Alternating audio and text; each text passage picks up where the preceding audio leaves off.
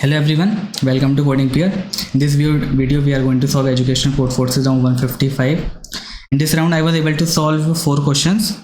The difficulty of this one was a bit on a easier side. तो जो हमारे ए और बी क्वेश्चन है वो हमारे ऑब्जर्वेशन पे डिपेंडेंट थे और सी क्वेश्चन हमारा कॉम्बिनेटोरिक्स पे था और डी क्वेश्चन हमारा बिट्स पे था. डी क्वेश्चन की डिफ़िकल्टी अच्छी थी. तो हम एक बार प्रॉब्लम ए से स्टार्ट करते हैं. ठीक है, मैं एक बार ऐसे समझा देता हूँ. हमें क्या है इसमें कि एन एथलीट दिए हुए हैं. ठीक है, हर एथलीट की एक स्ट्रेंथ है SI और एक एंडोरेंस है EI. ठीक है, हमें बारबेल का वेट दिया हुआ है एक W. ठीक है, अगर किसी की भी स्ट्रेंथ SI की अगर हमारा greater than equal to W होगा तो वो वाला एथलीट उसे उठा सकता है बारबेल वेट को. ठीक है, और अगर वो उसे उठा सकता है तो EI हमें ये बताता है कि वो कितनी बार उठा सकता है, नंबर ऑफ टाइम्स. ठीक है, और अगर हमें इसमें क्या करना है कि एथलीट जो हमारा 0 है ना, हमें उसे जिताना है. ठीक है, हमें ऐसा वेट चूज़ करना है जिससे हमारा एथलीट 0 हमारा जीत जाए. ठीक है, अगर वो नहीं जीत सकता तो आंसर हो जाएगा -1. ठीक है, तो एक बार हम इससे देख लेते हैं कि हमारे पास n एथलीट्स हैं.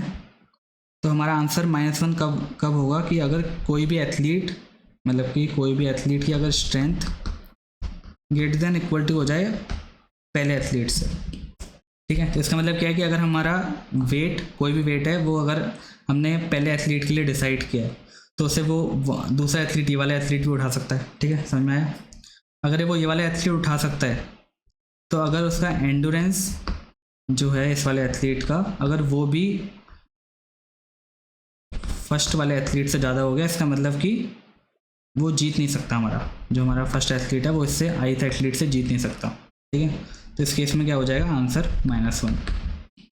ठीक है, अब ऐसा नहीं है तो अब हम कैसा वेट चूज़ करेंगे जिससे हमारा वो जीते. ठीक है, तो हम वेट क्या चूज़ करेंगे कि वेट हम S(0) ही चूज़ कर लेंगे.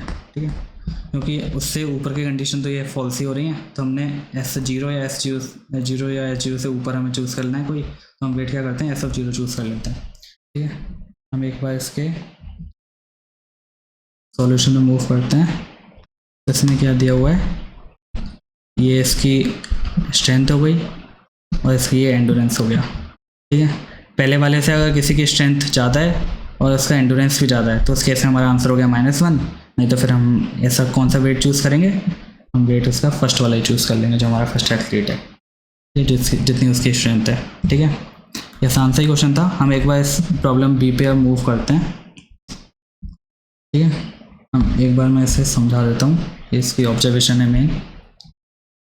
हमें इसमें क्या दिया हुआ है कि एक बोर्ड दिया हुआ है n×n का. ठीक है, और हमें इसमें ये बताना, हमें इसमें चिप्स हमें प्लेस करने हैं बोर्ड पे जिससे कि हमारी कंडीशन ये वाली सेटिस्फाई हो. जैसे कि हमने 1 2 3 ऐसे हमारा n = 3 है. ठीक है, तो हमें एक चिप, जैसे कि मैंने इस पर एक चिप डाल दिया 1,2 पे. ठीक है, हम कितने भी चिप्स हम डाल सकते हैं n×n बोर्ड पे. ठीक है, तो जितने भी चिप्स डालें उसके बाद हमारी एक ये कंडीशन सेटिस्फाई होनी चाहिए कि हमारे जितने भी i, j हैं पूरे बोर्ड पे. ठीक है, जितने भी i, j हैं 2,1 2,2 3,3 3,2 जितने हैं 1 से लेकर 3,3 तक. ठीक है, हर किसी के लिए ये सेटिस्फाई होना चाहिए कि जैसे हमारा 3,1 है.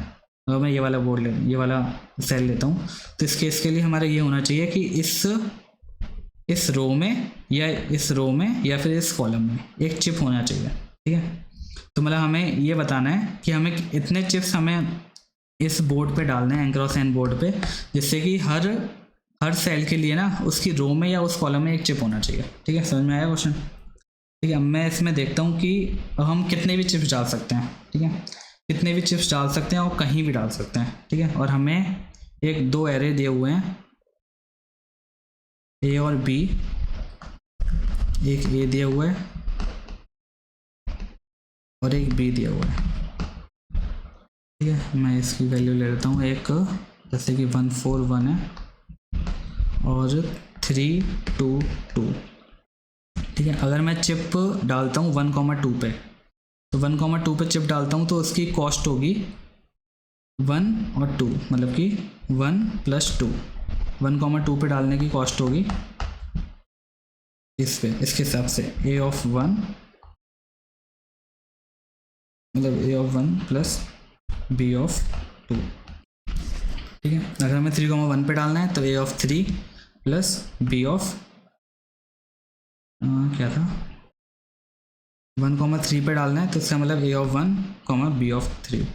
ठीक, 1,3 पे डालना है तो A(1) + B(3).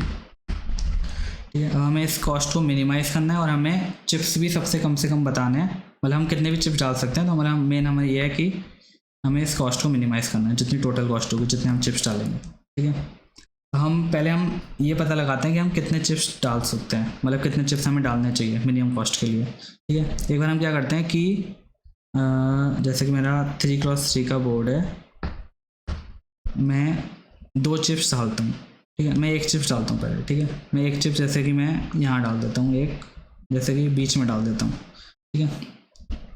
तो हमारा क्या है कि अगर मैं इस सेल के लिए हमारा इस रो में है, ठीक है, इस रो में हमारा है, ये सेटिस्फाई हो गया। इस वाले सेल के लिए हमारे इस कॉलम में है तो ये भी सेटिस्फाई हो गया। इस वाले के लिए भी सेटिस्फाई हो गया, इस रो में है। इस वाले के लिए भी सेटिस्फाई हो गया, इस कॉलम में है। ठीक है। अब हमारे लिए इन 4 में सेटिस्फाई नहीं हुआ। ठीक है। तो अगर हमें इन चारों के लिए सेटिस्फाई करना है तो या तो हम एक और चिप हमें डालना पड़ेगा जिससे कि हम ये चारों सेटिस्फाई कर सकें। ठीक है। अब मैंने ऐसा करता हूँ कि एक इसमें डाल देता हूँ, एक चिप। ठीक है। अब मैंने इसमें चिप डाल दिया तो एक ये सेटिस्फाई हो गया, एक ये वाला सेल भी सेटिस्फाई हो गया और एक ये वाला सेल भी सेटिस्फाई हो गया। ठीक है। अब ये भी, लेकिन ये बच गया। ठीक है। तो फिर मुझे एक और चिप की ज़रूरत हो गई। ठीक है। अब मुझे ये पता चल रहा है कि मुझे 3 चिप चाहिए। ठीक है। क्योंकि 2 चिप में आंसर नहीं आ रहा, क्योंकि एक चिप में तो आएगा ही नहीं, क्योंकि कहीं भी डालूँ आंसर आएगा नहीं। एक बार मैं 2 चिप की और कोई जगह देख लेता हूँ, जैसे मैंने एक यहाँ पे डाला और एक यहाँ पे डाल दिया। ठीक है। तो इस केस में भी क्या हो रहा है कि ये इसके लिए सेटिस्फाई हो गई, इसके लिए सेटिस्फाई हो गई, उस कॉलम में इसके लिए भी सेटिस्फाई हो गई। ठीक है। इसके लिए भी सेटिस्फाई हो गई और इसके लिए भी हो गई और इसके लिए भी हो गई। इन दोनों के लिए हमारा ये बच रहा है। ठीक है। तो क्या हुआ कि हमें यहाँ पे एक यहाँ के लिए भी चाहिए, तो हमें ये पता चल गया कि हमें मिनिमम मतलब 3 चाहिए, 3 चिप्स हमें चाहिए, जिससे कि हम पूरे n/n ग्रेड को हम सॉल्व कर सकते हैं। ठीक है। अब हमें कहाँ चाहिए, हमें ये भी पोजीशन भी डिसाइड करनी पड़ेगी कि अब हमें कहाँ चाहिए। अब देखो ऐसे सोचो कि हमारे पास 3 हैं, हमें पोजीशन अब मैं रैंडम पोजीशन पे डालता हूँ, एक यहाँ पे डाल दिया, एक यहाँ पे डाल दिया और एक यहाँ पे डाल दिया। ठीक है। तो अब इसमें इस केस में क्या हो रहा है कि इसके लिए सेटिस्फाई हो गया, इसके लिए सेटिस्फाई हो गया, इसके लिए सेटिस्फाई हो गया, इसके कॉलम में है, इसके कॉलम में भी है। ठीक है। इसके कॉलम में भी है, इसकी रो में है, इसकी रो में है, पर इसके लिए सेटिस्फाई नहीं हो रहा। ठीक है। समझ में आया कि अब हमें इसके लिए हमें एक चाहिए। ठीक है। अब मैंने इसको हटा दिया तो इसके लिए सेटिस्फाई नहीं होगा, इस वाले कॉलम के लिए। ठीक है। इस वाली सेल के लिए तो मैंने इसके लिए इसके यहाँ से हटाना पड़ेगा। ठीक है। अब मैं क्या करता हूँ कि एक बना लेता हूँ, एक यहाँ पे डाला, एक यहाँ पे डाला और एक यहाँ पे डाला। ठीक है। तो हमें पता चल गया कि या तो हमें इससे हमें क्या पता चल रहा है कि या तो हमें सारे रो में डालना है या फिर हमें सारे कॉलम में डालना है। मतलब कि अगर हमारे पास, अगर मैं तीनों रो में डाल दूँ, 1 2 मतलब तीनों कॉलम में। ठीक है। तो इस केस में हमारे सारे सेटिस्फाई हो रहे हैं, हम देख लेते हैं एक बार। ये सेटिस्फाई हो रहा है, सेटिस्फाई हो रहा है, सेटिस्फाई हो रहा है, इस कॉलम में है, सेटिस्फाई हो रहा है, ये भी सेटिस्फाई हो रहा है, ये भी सेटिस्फाई हो रहा है, सारे सेटिस्फाई हो रहे हैं। ठीक है। ऐसे ही हम किसी एक, अगर हम तीनों रो में डाल देते हैं, अगर 1 2 3, ठीक है, अगर मैं एक ही कॉलम ले लेता हूँ वो, ये तो हमारा सेटिस्फाई हो रहा है, ये देख लेते हैं, ये भी सेटिस्फाई, ये भी सेटिस्फाई, इससे भी सारे सेटिस्फाई हो रहे हैं। ठीक है। तो अब ये समझ में आ गया कि हमें या तो हमें तीनों रो में चाहिए या फिर तीनों कॉलम में चाहिए। ठीक है। अब हमें ये एरे दिया हुआ है ए और बी, जैसे ये कह रहे हैं, हम मान लेते हैं 1, 4, 1, और 3,2,2। ठीक है, अब मुझे पता चल गया कि मैं एक बार सारी रो में डाल के देख लेता हूँ, एक बार सारे कॉलम में डाल के देख लेता हूँ। ठीक है, अब मैं एक बार सब रो में डालता हूँ। ठीक है, सब रो में डालता हूँ तो क्या होगा कि एक तो मैंने पहली रो चूज़ कर ली, कॉलम कुछ भी अभी हमने डिसाइड नहीं किया। ठीक है, दूसरा कोई भी कर लिया, और 3 रो है तो हमने तीनों रो चूज़ कर ली। तो तीनों रो चूज़ करने का मतलब क्या है कि हमारी ये कॉस्ट तो प्लस हो गई, मतलब यहाँ पे 1 प्लस, यहाँ पे 1 प्लस, यहाँ पे 4 प्लस, यहाँ पे भी 1 प्लस। ठीक है, अब हमें कॉलम कौन सा चूज़ करें। ठीक है, अब खुद सोचो कि हमने सारी रो चूज़ कर ली। ठीक है, अब हम कॉलम कौन सा चूज़ करें। ठीक है, अभी इस वाली से हमारी कंडीशन सेटिस्फाई हो जाएगी, सारी रो चूज़ हो चुकी हैं। तो कॉलम हम ऐसा चूज़ करेंगे जिसकी मिनिमम वैल्यू हो, मतलब कि थर्ड कॉलम। ठीक है, ये चीज़ समझ में आई कि हमें मिनिमम कॉस्ट करना है तो हम क्या करेंगे कि सबसे मिनिमम वाला कॉस्ट वाला ले लेंगे। ठीक है, मिनिमम कॉस्ट वाला कॉलम उठाएंगे और इन सब में डाल देंगे। ठीक है, ऐसे हमारी कॉस्ट मिनिमम हो जाएगी। ऐसे ही हम क्या करेंगे, एक बार कॉलम के लिए करके देख लेंगे कि हमने सारे कॉलम चूज़ कर लिए, (1, (2) और (3). ठीक है, अब हम सारे, इसका मतलब बी वाले सारे आ गए, इधर 3 आ गया, इधर 2 आ गया, इधर भी 2 आ गया। ठीक है, अब हमें रो कौन सी चूज़ करनी है। रो इसमें से अब बताओ कौन सी चूज़ करें, सबसे मिनिमम वाली, क्योंकि हमें आंसर कितना चाहिए, मिनिमम चाहिए कॉस्ट, तो सबसे मिनिमम वाली कर लेंगे। ठीक है, आगे समझ में। एक बार इसका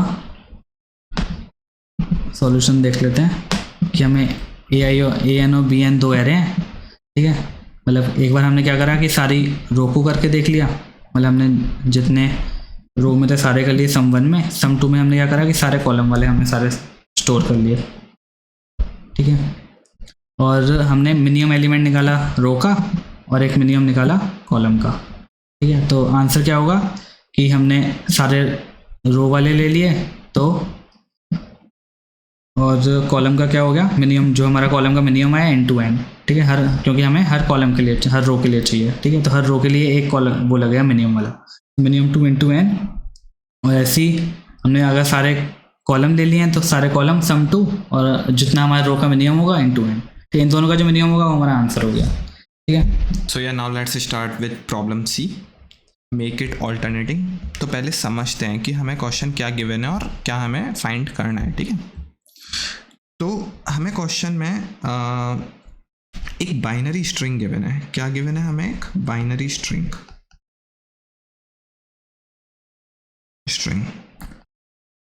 ठीक है, अब वो कैसी भी हो सकती है, 0 0 0 1 1 1 0 0 0 1 1। ठीक है, तो ये तुम्हारी कैसी भी हो सकती है।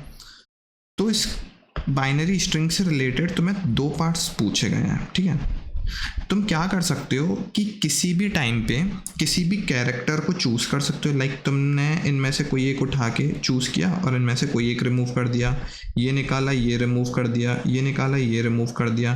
तो तुम कितने भी कैरेक्टर्स रिमूव कर सकते हो और तुम्हें बताना है कि तुम्हें कितने मिनिमम कैरेक्टर्स रिमूव करने होंगे, मिनिमम कैरेक्टर्स रिमूव करने होंगे, जिससे कि ये जो स्ट्रिंग है ना वो ऑल्टरनेटिंग बन जाए। ऑल्टरनेटिंग क्या होगी कि 2 कॉन्जिक्यूटिव कभी साथ में नहीं होंगे। लाइक 0 जो कॉन्जिक्यूटिव सेम कभी साथ में नहीं होंगे। लाइक 0 0 कभी साथ में नहीं हो सकते, 0 1 0 1 कुछ इस तरीके का पैटर्न आ रहा होगा, 0 1 0 1 इस तरीके का। ठीक है, ये हमें बताना है। दूसरा हमें ये बताना है कि ये जो तुमने पहला फाइंड किया ना, मिनिमम कैरेक्टर्स कितने रिमूव करने पड़ेंगे, तुम्हें ये बताना है कि वो कितने वेज से तुम रिमूव कर सकते हो। बस उसका ना वो सेकंड क्वेश्चन है, कितने वेज से। जैसे कि अगर सोचो एक तरीका होता 1 2, मतलब पहले पहला कैरेक्टर निकालो फिर दूसरा कैरेक्टर निकालो। एक तरीका होता 2 1, पहले दूसरा निकालो फिर पहला निकालो। तो ये जैसे 2 वेज हो गए। तो इस तरीके से हमें टोटल वेज बताने हैं। तो अब पहले समझते हैं कि अब जैसे क्वेश्चन को है ना अप्रोच करने का एक बहुत ईजी तरीका ये होता है कि तुम उसको सब पार्ट्स में डिवाइड करो। तो सबसे पहले सब पार्ट ये होगा कि सबसे पहला सब पार्ट ये है इसका कि तुम्हें कितने रिमूव करने पड़ेंगे कैरेक्टर्स, जिससे कि ऑल्टरनेटिंग बने। अगर मेरे को मिनिमम कैरेक्टर्स रिमूव करने हैं तो इसका क्या मतलब है कि मेरे को मैक्सिमम लेंथ की ऑल्टरनेटिंग स्ट्रिंग बनानी है, तभी तो मेरे मिनिमम कैरेक्टर्स से मूव होंगे। तो समझ लो 0 1 0, ये क्या आएगी, मैक्सिमम लेंथ की कॉन्जिक्यूटिव, मैक्सिमम लेंथ की ऑल्टरनेटिंग स्ट्रिंग आएगी। क्या इससे बड़ी कोई स्ट्रिंग हो सकती है? नहीं हो सकती, ठीक है। तो 0 1 0 अपना आंसर आया यहाँ से कि ये हमारी ऑल्टरनेटिंग स्ट्रिंग होगी। तो रिमूव कितने करने पड़ेंगे इस चीज़ को करने के लिए? यहाँ से 3, यहाँ से 3, यहाँ से 2, यहाँ से 2, ठीक है। तो ये पता लगा हमें। अब हमें देखना है कि फर्स्ट पार्ट का आंसर क्या होगा।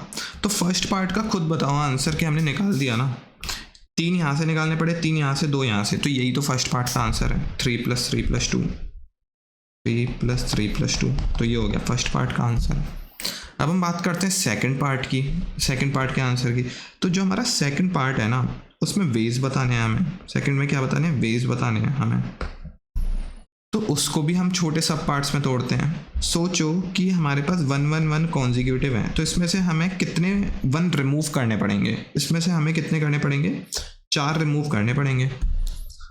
अब एक चीज़ बताओ कि कौन से 4 रिमूव करने पड़ेंगे? हो सकता है ना कि मैं ये वाला रिमूव कर रहा हूँ, ये वाला रिमूव कर रहा हूँ, ये वाला कर रहा हूँ।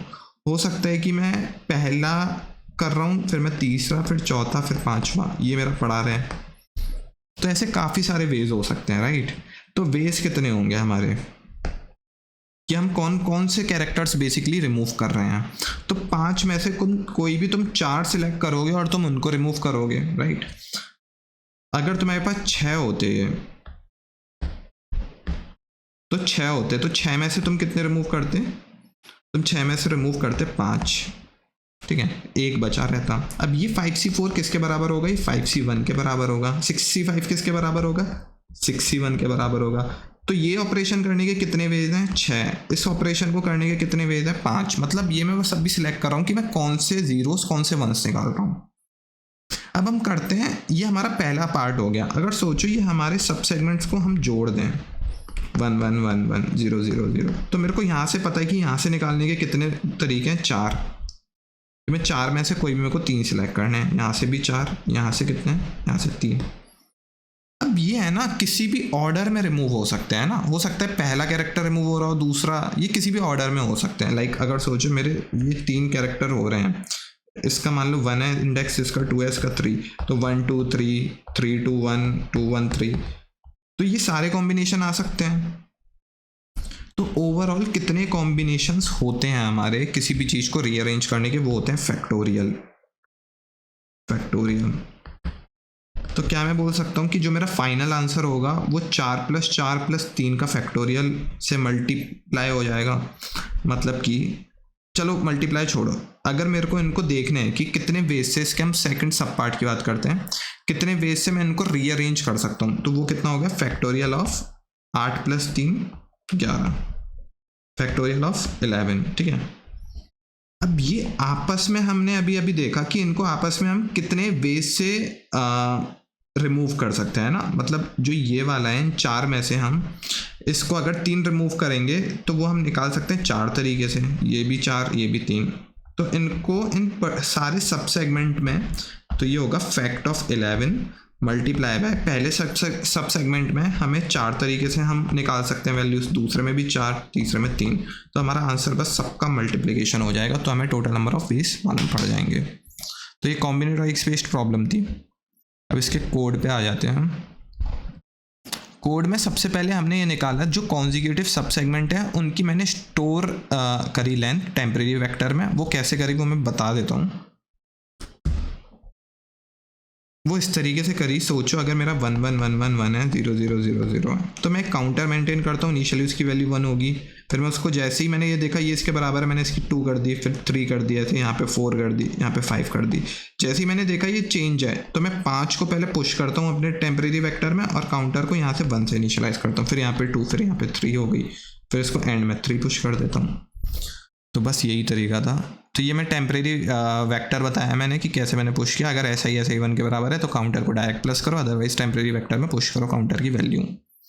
अब हमारा आंसर 1 क्या होगा? अभी अभी हमने देखा कि हमें जो टेम्परेरी का साइज होगा ना, टेम्परेरी वेक्टर का, टाइम वेक्टर का, वो हमारा लेंथ ऑफ ऑल्टरनेटिंग स्ट्रिंग बताएगा, राइट। अगर मैं साइज में से, एस स्ट्रिंग के साइज में से टेम्परेरी वेक्टर के साइज को माइनस कर दूं तो इससे मेरी पता लग जाएगी कि मेरे को कितने कैरेक्टर्स रिमूव करने पड़ रहे हैं। तो ये आंसर 1 हो गया। फिर हम क्या करेंगे कि हर एक वैल्यू पे जाते हैं, हमने टेम्परेरी आंसर लिया, हर एक वैल्यू पे हमने ये कैलकुलेट कर दिया कि उसको उसमें से जैसे अगर आई है, अगर 5 का सेगमेंट है तो 5 में से 4 को निकालने के कितने तरीके हैं, तो वो आई के बराबर ही होंगे। तो ये हमने सबको मल्टीप्लाई किया और एंड में क्या कर दिया, ये आपस में भी सारे रीअरेंज हो सकते हैं। तो फैक्ट्स ऑफ मैंने कर दिया मल्टीप्लाई आंसर 1। आंसर 1 क्या है कि मेरे को जितने कैरेक्टर्स रिमूव करने पड़ेंगे, तो बस आंसर 1 मल्टीप्लाई में टाइम, फर्स्ट आंसर होगा आंसर 1, सेकेंड आंसर क्या होगा टेम्परेरी आंसर। अब हम बात करते हैं प्रॉब्लम डी की। जो प्रॉब्लम डी थी वो काइंड ऑफ इंटरेस्टिंग प्रॉब्लम ही लगी मेरे को। अब मैं बता देता हूँ कि क्वेश्चन में हमें गिवन क्या है और मतलब फाइंड क्या करना है ना। तो बस इसमें एक सिंपल सा एक्सप्रेशन दे रखा है हमें कि हमें बताना है L इज इक्वल टू 1 से n तक, L is equal to n तक, R इज इक्वल टू 1 से R is equal to n तक, f of L R multiply by R minus L plus 1। बस इतनी सी चीज़ फाइंड करनी है। अब मैं बात करता हूँ कि एल आर क्या है, यहाँ पे एफ ऑफ एल आर क्या है। तो हमें एक एरे गिवन है, ठीक है, बेसिकली हमें एक एरे गिवन है, समझ लो A1 A2 A3 कुछ भी है, हो सकती है एरे। हमें उसमें से क्या करना है कि ये बताना है हमें कि पहले तो ये देखो कि एफ ऑफ एल आर क्या चीज़ है। एफ ऑफ एल आर कुछ भी नहीं है, एल से आर तक का जॉर है। एफ मतलब A of L XOR A of L plus 1 XOR A of L plus 2, ऐसे ही हमारा आर तक चलते जाओ, ठीक है। तो ये वाली चीज़ पता लग गई हमें, एफ ऑफ एल आर क्या है। जो ये है ये क्या चीज़ है, उसी की लेंथ, ठीक है। तो हमें क्वेश्चन में बस ये इक्वेशन गिवन है। अब मैं बताता हूँ इस क्वेश्चन क्या, इस इक्वेशन का मतलब क्या हुआ। इस इक्वेशन का मतलब ये है कि हम कोई भी एक सब एरे चूज कर सकते हैं। कोई भी सब एरे चूज करो, ठीक है। तुमने कोई भी सब एरे चूज करी आई से जे तक की, इसका तुम्हें इस रेंज का क्या निकालना है, तुम्हें जॉर, इस रेंज का जॉर निकालो और मल्टीप्लाई बाय कर दो जे माइनस आई प्लस 1 से। और ये वाली चीज़ तुम्हें कैलकुलेट करनी है एरे की सारी सब एरेस के लिए, ठीक है। तो अगर मेरे कंस्ट्रेंट्स जो होते हैं वो कंस्ट्रेंट इसमें 10⁵ है, अगर ये 10⁵3 समथिंग होते, 10⁵2 और 10⁵3, तो मैं इजीली वो n स्क्वायर लगा सकता था अप्रोच, और मैं हर एक सब एरे पे जाता, उसका मैं जॉर कैलकुलेट करता और उसको मैं उससे लेंथ से मल्टीप्लाई कर देता। लेकिन हमारा क्वेश्चन में कंस्ट्रेंट्स ज़्यादा है तो हमें दूसरी अप्रोच सोचनी पड़ेगी। तो प्रॉब्लम को जैसे कि मैंने बताया था कि करने का सबसे अच्छा तरीका होता है उसको सब पार्ट्स में तोड़ो, ठीक है। तो सोचो कि जो बिट्स हैं, मतलब ये बिट्स के ऊपर क्वेश्चन है, जॉर और ये जितने भी तरीके होते हैं ना, जॉर और एंड, इसमें तुम बिट्स की टर्म्स में सोच सकते हो। तो अगर मैं एक चीज़ देखो, मैं हर एक नंबर को 30 बिट्स के टर्म्स में सोचता हूँ, क्योंकि 30 बिट क्या होती है 10⁹9 तक जाती है, और हमें वैल्यू भी यहाँ तक दे रखी है, AI 10⁹9 तक ये हो सकता है। तो मैं हर एक बिट के लिए है ना सेपरेटली आंसर कैलकुलेट करूँ, मतलब यही वाला अगर मैं 30 बिट के लिए आंसर कैलकुलेट करता कि ये सम कितना आ रहा है, और मैं 29 के लिए कैलकुलेट करता कि इस बिट के लिए इस बिट का कंट्रीब्यूशन कितना है मेरे फाइनल सम में, ऐसे ही मैं 28 के लिए कैलकुलेट करता, 27 के लिए कैलकुलेट करता, तो मैं 30th बिट का कंट्रीब्यूशन देखूंगा सम में, उसको करूंगा प्लस 29 वाली के साथ, फिर प्लस कर दूंगा 28 27 वाली के साथ, और जो मेरा फाइनल आंसर होगा वो मैं कहूँगा कि हर बिट का जो कंट्रीब्यूशन होगा सम में वो वाला आंसर आएगा, ठीक है।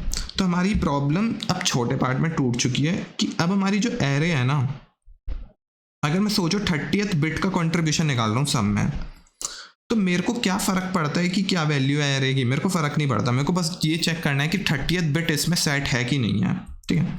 तो समझो मेरी कोई भी एक एरे होती और उसमें जो 30th बिट होती ना, मतलब समझो कि ये मेरी एरे है, कोई भी A1 A2 A3 A4, इसकी 30th बिट जो है वो सेट है, इसकी 30th बिट सेट नहीं है, इसकी नहीं है, इसकी है, ठीक है। तो ये हमें पता लग गया। अब हमें है ना इसके लिए निकालना है कि इसके लिए कितना आंसर आ रहा होगा, ठीक है। 30th बिट इनमें सेट है, तो इस वाली पूरी एरे का क्या आंसर आ रहा होगा। तो अगर मैंने ये चीज़ सोचो कि जो आंसर होगा ना मेरा 30th बिट वाली का कंट्रीब्यूशन का जो सम में कंट्रीब्यूशन होगा वो क्या होगा, जितनी भी जिनका मतलब जिनका भी जॉड जो है ना इस वाली रेंज में 1 आ रहा होगा, मतलब किसी भी रेंज में 1 आ रहा होगा, हमें केवल वही तो सब एरेस कंसीडर करनी है। मतलब अगर हमने वो वाली सब एरेस कंसीडर करी जिनका जॉर इनमें से मतलब जैसे 0 और 0 का जॉर कितना हो गया 0, तो वो वाली बिट की कोई वो सिग्निफिकेंस नहीं रहेगा उस वाले का सम में। क्यों? क्योंकि जब हम रेंज का जॉर कर रहे होंगे इस वाली का, तो वो ओवरऑल जॉर कितना बन जाएगा 0, और 0 का कंट्रीब्यूशन सम में कितना होगा, बिल्कुल नहीं होगा। तो हमारा यहाँ से हमको कंसीडर नहीं करनी वो वाली सब एरेस जिसमें जिनका जॉर 1 आ रहा होगा या फिर जिनमें नंबर ऑफ वंस जो होंगे वो इवन होंगे। हमें केवल वही वाली सब एरेस कंसीडर करनी है जिनका जॉर जो होगा वो 1 होगा या फिर नंबर ऑफ वंस जो होंगे वो ऑड होंगे। ठीक है, तो अब मैं देखता हूँ कि वो हम कैसे कैलकुलेट कर सकते हैं, वो भी एक तरीका होना चाहिए। तो अगर मैंने उन सब की लेंथ निकाल ली, समझो कि एक सब एरे की लेंथ थी 2, एक सब एरे की थी 3, एक सब एरे की थी 4, ये लेंथ थी।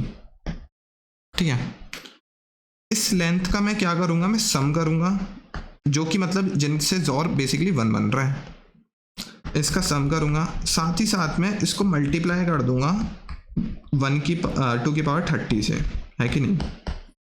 तो अगर मैंने ये वाली चीज़ कर दी तो इससे मेरे को क्या पता लगा कि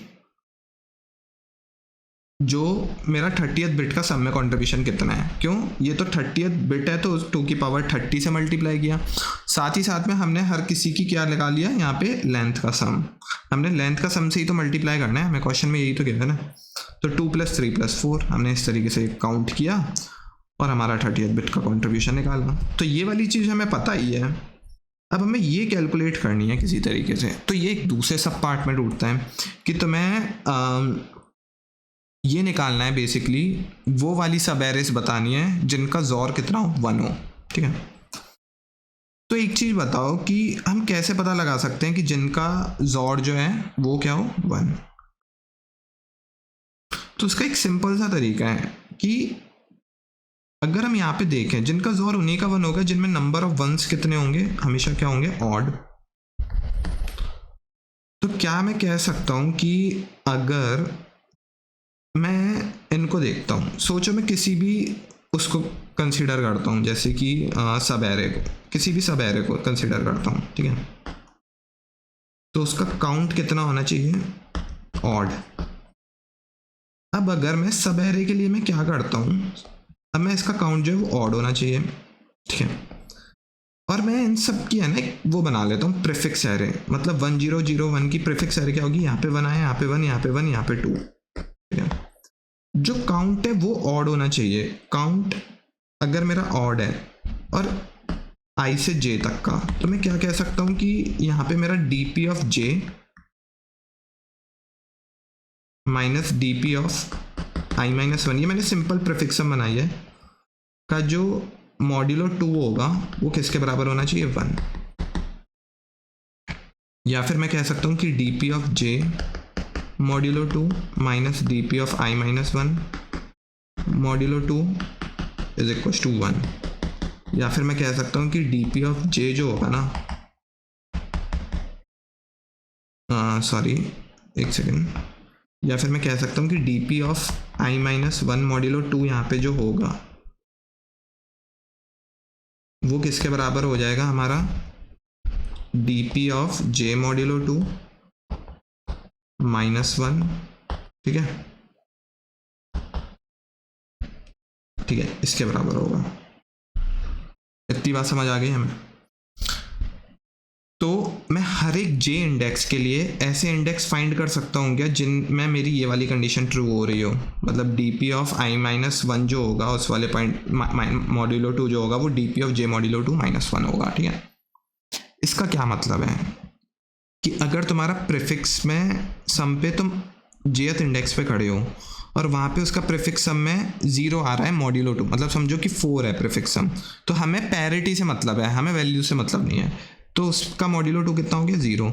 अब मेरे को वो वाले इंडेक्स चाहिए रहेंगे जिनका जो इंडेक्स है ना, जिनका जो इंडेक्स है उन पे जो वैल्यूज़ है प्रीफिक्स सम की वो 1 आ रही हो, ठीक है। तभी तो ये वाली कंडीशन ट्रू होगी। जैसे कि डाल के देखते हैं, 0 माइनस 1 मॉड्यूलो 2 करना है, तो जब भी ऐसा होता है तो हम +1 कर देते हैं। जब हमारी कितनी वैल्यू हो रही होती है +2 कर देते हैं।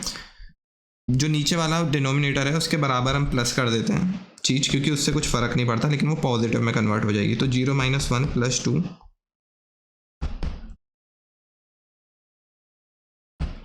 क्या मैं कह सकता हूँ कि मॉड्यूलो 2 होगा। एक सेकेंड,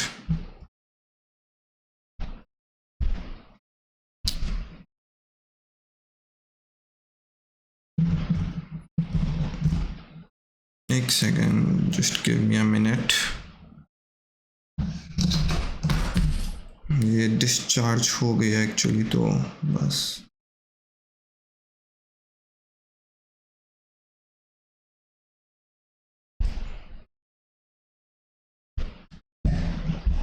तो हमें ये पता लगा, ठीक है। तो अगर मैं 0 वाले पे हूँ तो मेरे को क्या चाहिए, मेरे को 1 वाले चाहिए। मतलब अगर मेरा प्रीफिक्स सम ये आ रहा है 0, तो मेरे को चाहिए जिनका प्रीफिक्स सम क्या आ रहा हो 1 आ रहा हो। तभी तो ये वाली जो चीज़ है वो किसके बराबर बनेगी, 1 के बराबर, दोनों के डिफरेंस का मॉड्यूलो 2। प्रीफिक्स सम बेसिकली मॉड्यूलो 2 वाली वैल्यू वो 0 अगर हमारी हो रही है, और यहाँ पे प्रीफिक्स सम मॉड्यूलो 2 वाली वैल्यू 1 आ रही हो, ये पता लग गया हमें। अब हम देखते हैं कि ये वाली चीज़ हम फाइंड कैसे कर सकते हैं। तो बेसिकली मेरे को क्या करना है कि मेरे को एक प्रीफिक्स सम बनाना है, और मेरे को प्रीफिक्स सम से भी मतलब नहीं है, मेरे को किससे मतलब है, पैरिटी से उनकी। तो यहाँ पे पैरिटी जैसे 1 0 0 2 की लेते हैं, यहाँ पे 1 होगी, यहाँ पे 1 होगी, यहाँ पे 1 होगी, यहाँ पे हो जाएगी 0। तो जब मैं 1 पे हूँ तो मेरे को क्या चाहिए, मेरे को वो वाले चाहिए जिनकी पैरिटी अब तक क्या हो 0। मैं मान लेता हूँ अगर इनिशियल में कुछ भी नहीं था, तो जो इनिशियल पैरिटी हमारी क्या होगी, 0 होगी। तो इस वाले 1 के लिए हमारी ये वाली होगी, मतलब ये वाली सब एरे एग्जिस्ट करेगी, जिसका जो वो है, जिसके जो सम का मॉड्यूलो 2 है वो 1 आ रहा होगा। सिमिलरली ये वाली कर रही होगी, सिमिलरली ये वाली कर रही होगी। इसकी बात करें तो इसके लिए ये वाली कर रही होगी, ये वाली कर रही होगी, ये वाली कर रही होगी। क्या ये वाली कर रही होगी, बिल्कुल नहीं कर रही होगी, कि यहाँ पे क्या हो जाएगा, सम मॉड्यूलो 2 जो है वो हमारा एक इवन हो जाएगा, 0 हो जाएगा। नंबर ऑफ वंस जो हैं वो हमारे क्या हो जाएंगे, वो हमारे नंबर ऑफ वंस जो है हमारे इवन हो जाएंगे, ठीक है। अब चाहिए, लेकिन हमें वो सब एरेज हमें पता लग रही है, लेकिन हमें उन सब एरेज का क्या चाहिए, हर एक सब एरेज का हमें चाहिए लेंथ का सम। तो लेंथ का सम बेसिकली क्या होता है, अगर मैं जे वाले इंडेक्स पे खड़ा हूँ, मेरे को पता लगा कि i-1 वाली जो है ना मेरी डिफरेंट पैरिटी की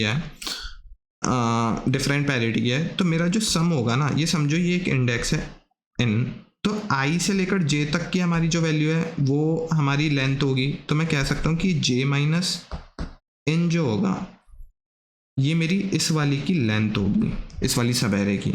ऐसे ही मेरे को सारी सब एरेज की लेंथ कैलकुलेट करनी है। सोचो कि इसके पीछे ये अगर इसकी पैरिटी 1 होती है और 0 वाले काफ़ी सारे होते हैं, ये n1 है, ये n2 है, ये n3 है, तो क्या मैं बोल सकता हूँ कि j minus n1 plus j minus n2 plus j minus n3, इन सब का अगर मैं सम निकाल लूँ तो मेरे को टोटल लेंथ का सम मिल जाएगा, जिन लेंथ से मेरी जो ओवरऑल मतलब सम आ रहा है 30th बिट पे जो कंट्रीब्यूशन है, ith बिट किसी को भी तुम कंसिडर कर सकते हो। और ये किसके बराबर मैं कह सकता हूँ कि 3 star j minus n1 plus n2 plus n3, ठीक है, ये पता लग गया हमें। तो अब आता है पॉइंट कि ये वाली चीज़ हम कैसे कैलकुलेट करें किसी तरीके से O ऑफ n में। तो खुद सोचो, अगर मैं हर एक पैरिटी के लिए ये मेंटेन करके रख लूँ कि उन वाली मतलब जो मेरी प्रीफिक्स सम में पैरिटी आ रही होगी हर एक वैल्यू की, जो मैंने प्रीफिक्स एरे बनाई थी, जो मैंने डीपी वैल्यू बनाई थी, मेरे को केवल वही वाले कंसीडर करने थे। अगर मेरी समझो मैं ith इंडेक्स को कंसीडर कर रहा हूँ, तो सॉरी jth को कर रहा हूँ, तो मेरे को केवल वो वाले इंडेक्स चाहिए थे ना, अगर ये 1 है तो मेरे को वो वाले चाहिए जो कि 0 होंगे, अगर ये 0 होता तो मेरे को वो वाले चाहिए थे जो कि 1 होंगे। तो अगर मैं इनका काउंट निकाल लूँ किसी तरीके से, अगर मैं 1 है ये, तो मैं देख लूँ कि मेरे पीछे कितने ज़ीरोज़ आ रहे थे, तो मैं उसको यहाँ से मल्टीप्लाई कर दूंगा अपने, मतलब जैसे कि अगर सोचो ये 1 है और यहाँ पे 5 जीरो थे, तो 5 स्टार जे। और मेरे को ये पता हो कि ये जो जैसे 0 है ना, इन 0 के इंडेक्सेस का क्या सम है वो मेरे को पता होता, तो मैं डायरेक्ट, मतलब x है समझो, तो मैं x होता, तो 5 स्टार जे माइनस x जो होता वो मेरी सारी की सारी सब एरेज की लेंथ का सम होता जो कि j पे ख़त्म हो रही होती। और मैं तो ये सारी सब एरेज की लेंथ का सम पता लग गया, मैं मल्टीप्लाई कर दूं इसको 2 की पावर 30 से, अभी मैं 30 बिट को कंसिडर कर रहा हूँ ना, तो मेरे को 30th बिट का कंट्रीब्यूशन मालूम पड़ गया।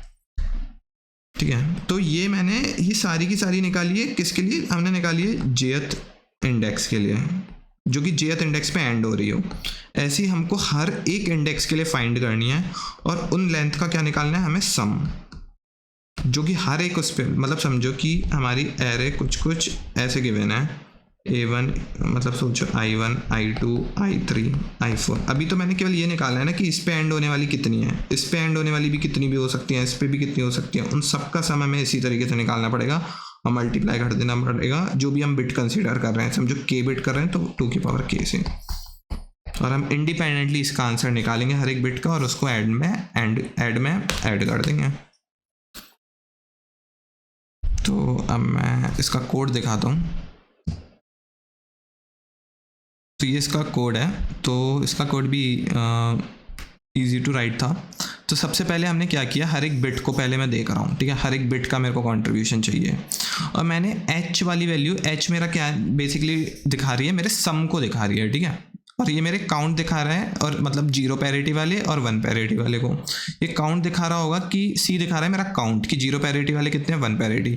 तो जब कुछ भी नहीं था तो 0 पैरिटी वाले 1 थे, और मतलब ये समझो कि 1 पैरिटी वाले 0।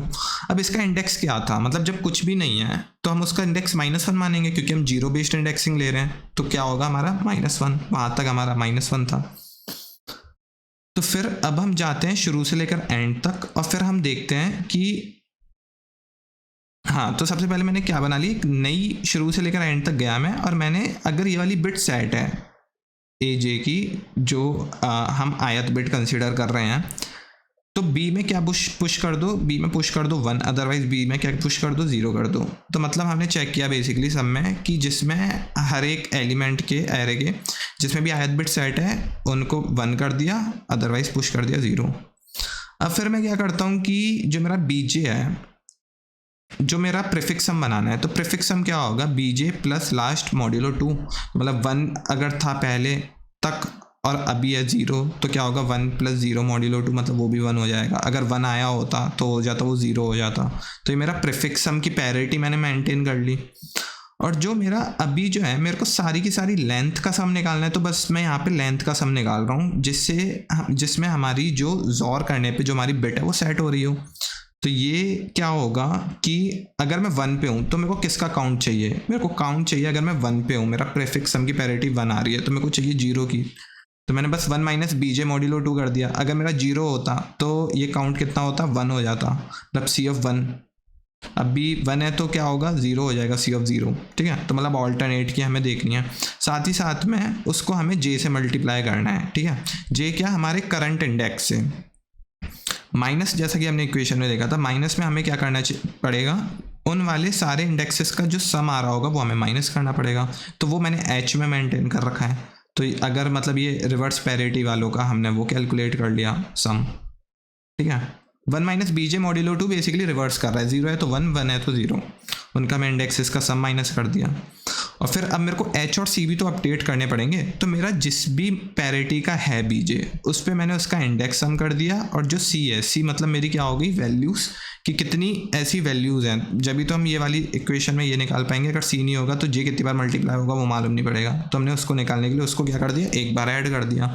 और जो हमारा लास्ट है वो क्या हो जाएगा, BJ। तो जैसे BJ = BJ plus last modulo 2 है, तो मेरे लास्ट है करंट अब तक की पैरिटी कितनी आ रही है, ठीक है। तो बस ये करो, और तुम्हें क्या करते जाना है, जो भी तुम्हारा आंसर होगा ना, अभी ये तुम्हारा क्या निकल के आया, टेम्परेरी आंसर निकाला, उसका कंट्रीब्यूशन कितना होगा, उसका कंट्रीब्यूशन होगा इन सब सारी सब एरेज की लेंथ का सम मल्टीप्लाई बाय जो इस बिट की वैल्यू है, मतलब ये 2 अगर 30 को कंसीडर कर रहा हूँ मल्टीप्लाई 2⁻30, ठीक है। और ये हमें आंसर में हर एक बिट का ऐसे ही आंसर में ऐड करते जाना है और एंड में आंसर प्रिंट करवा देना है। तो या दैट्स इट।